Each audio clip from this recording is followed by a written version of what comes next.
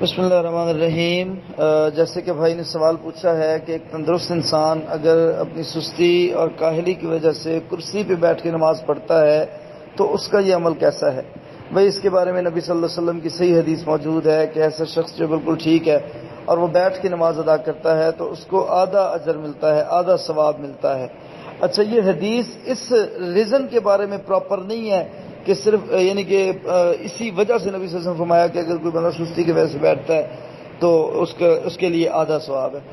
سستی اور بیزاری کا جو مادہ ہے اس کا تو اللہ تبارک و تعالیٰ کو اندازہ ہے کہ ایک بندہ وہ نماز پڑھنا ہی نہیں چاہتا، تو لہٰذا اس نے دیکھا کہ یار مجھے پکڑ دکڑ کے مسجد میں لے آئے ہیں، اب وہ اپنی جان چھڑانے کے لیے اپنے گلے سے نماز کو اتارنے کے لیے بیٹھ کے نماز پڑھتا ہے اور پھر وہ کہے کہ چلو آدھا تو ملے آنا، تو اس کے آدھے کے بارے میں بھی ہمیں کنفرم نہیں ہے۔ اس کی وجہ یہ ہے کہ اس کی تو نیت ہی ٹھیک نہیں تھی۔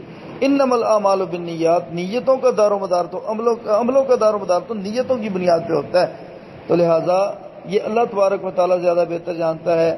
اور حقیقی بات یا حقیقی مسئلہ یہ ہے کہ میرے بھائیوں، نماز میں ڈنڈی مارنا بالکل غلط بات ہے۔